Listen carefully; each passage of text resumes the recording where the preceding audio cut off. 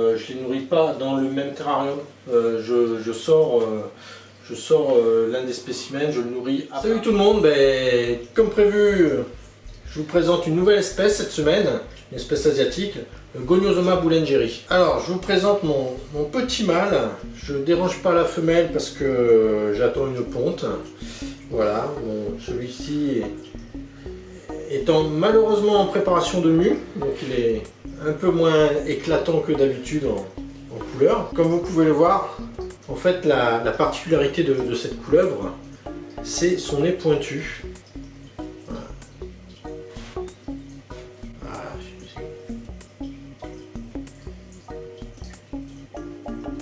Qui a une utilité?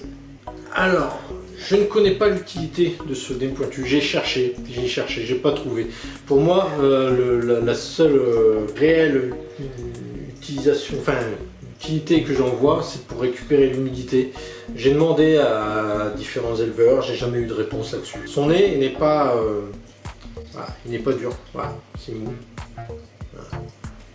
C'est pas une corne, hein, c'est vraiment une excroissance, mais c'est pas osseux. Alors ça, c'est une espèce aussi que j'aime bien. C'est très sympathique. Donc espèce asiatique aussi. Pareil, ça demande pas, c'est pas très compliqué en maintien. Ça demande pas des températures très hautes. Même un maintien dans une pièce à des températures relativement constantes, aux alentours de 25-26, ça peut suffire largement. Le seul truc, c'est qu'il faut leur donner une baisse de température en hiver. Il faut pouvoir descendre relativement bas, aux alentours de 16 degrés, quoi, c'est bien.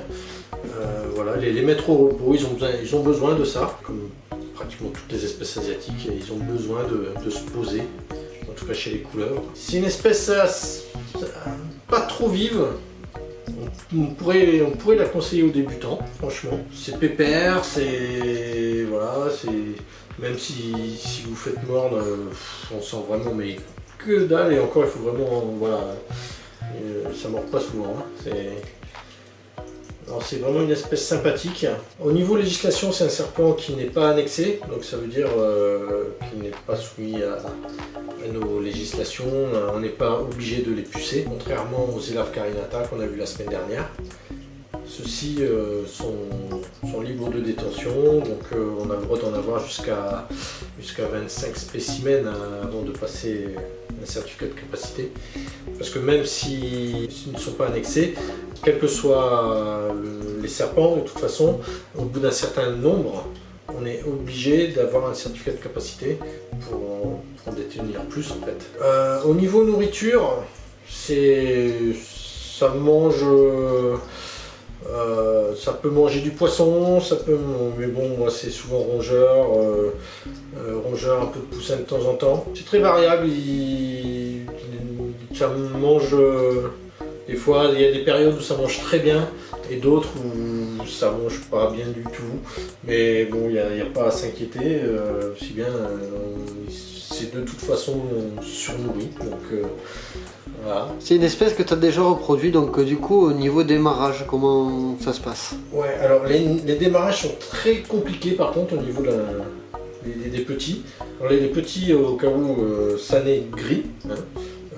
C'est pas vert du tout, voilà, ça n'est gris. Bon, ils ont le nez pointu, mais ça n'est gris. Et les démarrages sont très compliqués.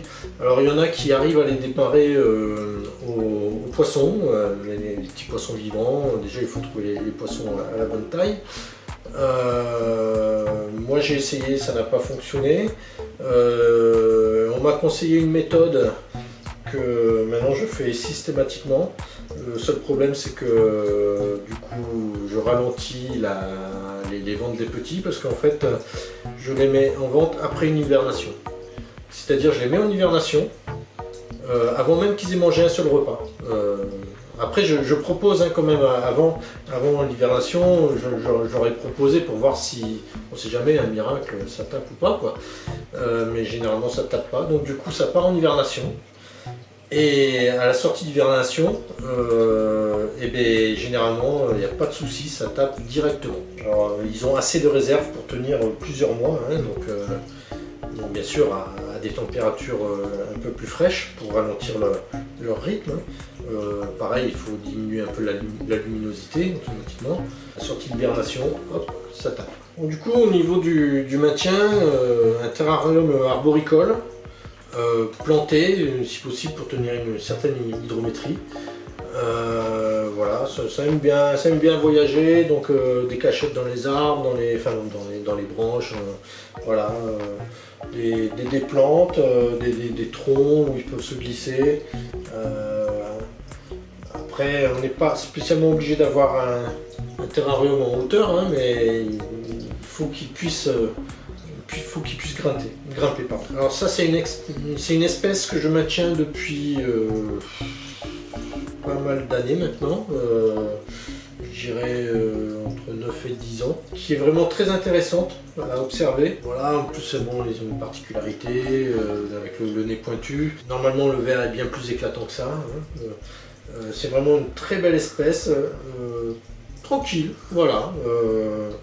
Voilà, à conseiller à tout le monde, quoi. C'est vraiment une jolie espèce. Après vous avoir montré ça, je vais vous montrer une autre espèce un peu plus atypique, qu'on trouve un peu moins partout, c'est le Parias carinatus. Là maintenant je vais vous présenter un serpent très atypique, le Parias carinatus.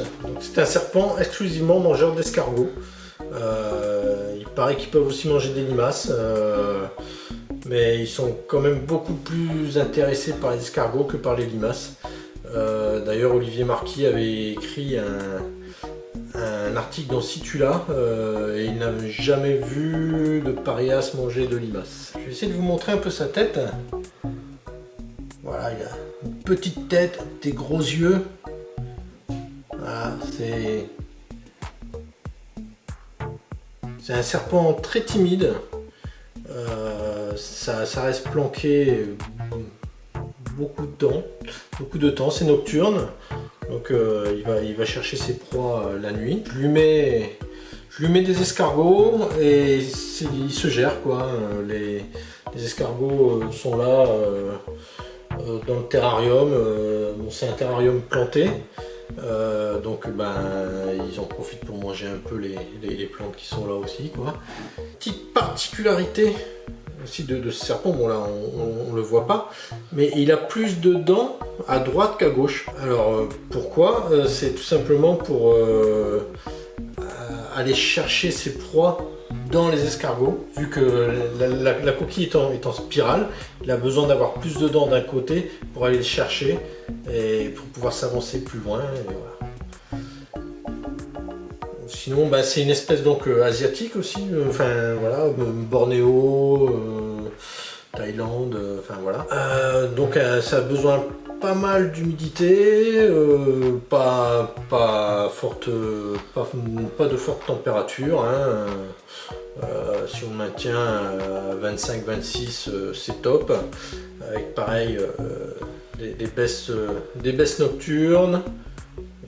Lui, c'est assez rare d'en trouver. C'est pour ça que j'ai qu'un seul spécimen. J'ai pas de couple malheureusement. Je vois une lampe UV dans son terrarium. Ouais. Ah ouais. Alors je lui mets des UV parce que il ne mange pas de proie carnée. Pour moi, les serpents ont en général pas besoin d'UV. Mais parce qu'ils ont tout dans les proies, mais ça c'est seulement pour les proies carnées, parce qu'il y a les os qui apportent le calcium, tout ça. Dans un escargot, il n'y a pas d'os, hein. Donc du coup, je mets des UV. Voilà. Et aussi pour les plantes. Et en termes de législation? Pareil, c'est pas, en termes de législation, c'est pas annexé. On a le droit d'en avoir jusqu'à 25 avant d'être capacitaire. Après, il faut en trouver. C'est pas ce qui court le marché. Et il y a très peu de nés en captivité. C'est pratiquement beaucoup de prélevés. Il y a beaucoup de pertes sur le prélevé. Donc ça, à la limite, c'est pas un serpent que je recommanderais à tout le monde à cause de ça, parce que du fait qu'il y ait pratiquement que du prélevé. Après, c'est très intéressant À voir, manger. Après, c'est pas agressif. C'est un serpent relativement calme. Hein. Ben, il va au rythme de ses proies, quoi, on va dire. Et... Ça me fait penser à du boiga, un petit peu. Ouais, les yeux, ouais, ces yeux globuleux. Alors, une particularité aussi, c'est qu'il est pratiquement transparent. Si je vous le mets à une lumière tout à l'heure, on peut voir à travers son corps, quoi. C'est assez étonnant. En termes de couleur, bon là on est sur une couleur assez brun. Ouais. On peut retrouver d'autres coloris. Pas à ma connaissance, c'est assez terne. Hein. C'est sûr que c'est pas une espèce qu'on va prendre pour sa coloration ou son côté vif ou quoi. Non, non, c'est plus pour sa particularité, pardon. Et puis pour son mode de vie qui est assez c'est atypique, le fait de chasser des escargots, enfin voilà, mais après c'est une espèce très timide. Au niveau de la nourriture, vous pouvez, je vais faire de la pub à Olivier Marquis, hein, encore une fois, mais un excellent article sur Parias carinatus qu'il a fait dans ce situ-là. Ils ont remarqué que il y a les escargots. Alors, les escargots, la coquille tourne dans le sens des aiguilles d'une montre. Mais parfois, il y a des particularités qui font que ça tourne dans le sens inverse. Et du coup, ils ont remarqué qu'il y avait beaucoup moins de proies ingérées dont la coquille était inversée que le contraire. Et ça, c'est à cause de la dentition, justement, qu'il y a plus de dents à droite qu'à gauche. Donc du coup, il n'arrive pas à bien attraper la proie dans sa coquille. Du coup, les escargots avec la coquille inversée, qui tournent dans le sens inverse des aiguilles d'une montre, ont plus de chances de s'en tirer dans les endroits où se trouve Parias carinatus. Le fait de manger des escargots, c'est un peu embêtant au niveau de la repro, parce que en fait, les petits arrivent à une période où par chez nous, il n'y a pas d'escargot, et surtout pas d'escargot de la bonne taille. Donc du coup, c'est un peu embêtant pour les démarrages des petits. Donc voilà, là j'espère que vous voyez, j'essaye de vous montrer la transparence du serpent. On voit ses organes et tout. Bon, moi je vois pas parce que c'est moi qui éclaire, mais voilà, normalement on voit à travers, quoi. C'est assez impressionnant.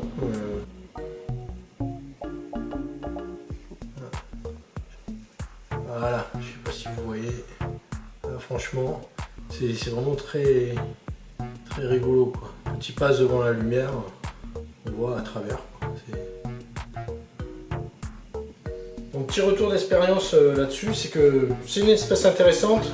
Après, le problème qu'il y ait beaucoup de sauvages prélevés, toujours préféré l'amener en captivité de toute façon. Très intéressant à observer. Après, c'est pas une espèce à prendre pour manipuler, hein. C'est vraiment c'est une espèce qui n'aime pas trop ça. C'est timide, ça aime vivre planqué. Mais si vous aimez observer les terrariums la nuit, ça c'est top, quoi. Voilà. J'ai une petite question avant la fin. Est-ce que ça peut montrer un attrait pour les escargots congelés? Écoute, j'ai jamais proposé, mais je pense pas. C'est vraiment, moi je vois quand ils chassent, c'est vraiment, enfin, les escargots peuvent rester dans le terrarium, plusieurs jours sans bouger. Il va pas y aller. Dès que ça bouge, là il va les chercher.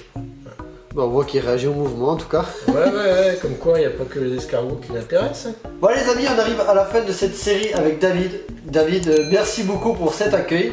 Moi j'ai passé un super moment avec toi. J'espère que vous aussi, durant ces 3 vendredis, vous aurez passé un très bon moment en sa compagnie. Et bien moi aussi très content de t'avoir reçu ici.